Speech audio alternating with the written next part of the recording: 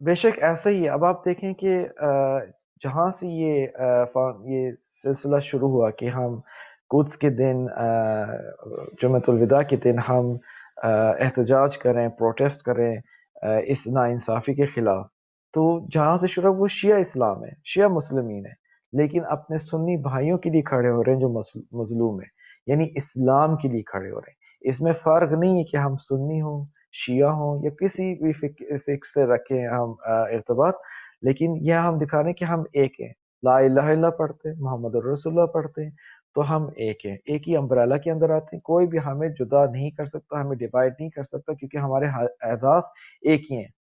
تو یہ ایک طرح سے جو کوشش تھی کہ مسلمانوں کے اندر ڈویژن پھیلائیں، یہ ایک یونٹی کا باعث بن گیا کہ جب ہمارے اہل سنت بھائی دیکھتے ہیں کہ نہیں، یہ تو شیعہ ہمارا ساتھ دے رہے ہیں، فلسطین کا ساتھ دے رہے ہیں، حالانکہ ادھر کوئی شیعہ نہیں ہے، بہت یعنی نہ ہونے کے برابر ہی ہیں فلسطین کے اندر۔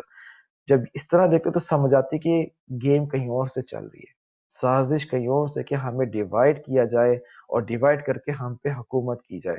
بہت پرانی پالیسی ہے، جیسے میں نے کہا پرانی پالیسی کو ایڈوانس کر دیا، اسی کو ہم پہ اب چلا رہے ہیں، لیکن یہ کامیاب نہیں ہوں گے اور نہ ہو تھے اور نہ ہوں گے۔ صرف یہ ایک امتحان ہم پہ آ گیا ہے اور اس امتحان سے ہم نے گزرنا ہے۔ جو ہم جوان مسلمان ہیں اس وقت، ہم پہ واجب ہے کہ ہم اس کے خلاف کام کریں۔ ہر انسان اپنا خود ہی اس کے اندر ایک بشارت خدا سے آئے گی کہ کس طرح وہ اس مشن میں اپنے آپ کو آگے لے کے چل سکتا ہے۔ مثال کے طور پہ اگر ہم یو کے اندر ہیں یا جو پاکستان کے اندر ہیں، اپنی حکومتوں سے کہیں کہ ہم ریلیشن شپ نہیں چاہتے اس اسٹیٹ کے ساتھ، یہ اسٹیٹ کوئی ہمارے نظر میں معنی نہیں رکھتی ہے۔ ایک اچھی سی مثال آپ کے پاس دینا چاہتا ہوں کہ 10 سال کا بچہ تھا، 10 سال کا یا 12 سال کا لڑکا تھا، جو کمپٹیشن ہوا تھا کہ سب سے ذہین بچے تھے، یعنی ان کے اندر کوئی ٹیلنٹ تھا، تو ان کو ایوارڈ دیا جا رہا تھا۔ تو اس میں ایک اسرائیلی بچہ بھی تھا اور اس میں ایک مسلمان سعودی عرب کا شاید بچہ تھا۔ تو اس بچے نے اس اسرائیلی بچے کے ساتھ کھڑا نہیں ہوا۔ کیوں نہیں کھڑا ہوا؟ کیونکہ وہ اس کنٹری کے پالیسی سے اگری نہیں کرتا تھا۔ ایک 10 سال 12 سال کا لڑکے میں اتنی شعور تھی کہ جب وہ کمپٹیشن گفٹ دیے جا رہے تھے تو وہ اسرائیلی لڑکے کے پاس سے ہٹ کے دوسرے لڑکے کے پاس کھڑا ہو گیا۔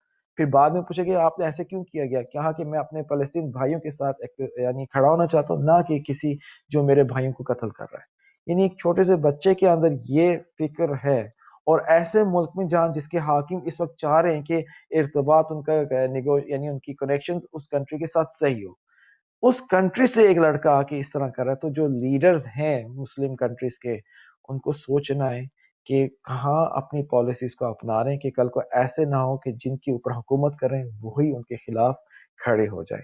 یہ ذرا غور و فکر کی بات ہے، کیونکہ یہ ایک ایسی عمل کریں گے جس کے خلاف ان کی حکومتوں کو خطرہ پڑ سکتا ہے، کیونکہ یہ ہر مسلمان کی سینٹیمنٹ ہے کہ کیسے ہو سکتا ہے کہ ایک مسلم ورلڈ کے اوپر ایک کہیں اور سے کوئی حکومت آ کے کرے، قبضہ کرے اور ایک اپنی کنٹری بنا دی۔ کیسے ہو سکتا ہے؟ یہ ایسے جیسے پاکستان کے اندر کوئی فارنر آ جائے اور پھر کہہ دے کہ یہ حصہ ہمارا ہے۔ یہ تو پاسبل نہیں ہے نا، یہ وہ زمانہ گزر چکا ہے کہ جب انسانیت پھیل رہی تھی تو زمینیں قبضے میں لے کے آ رہے تھے۔ اب تو ہم 21 سینچری کے اندر ہیں۔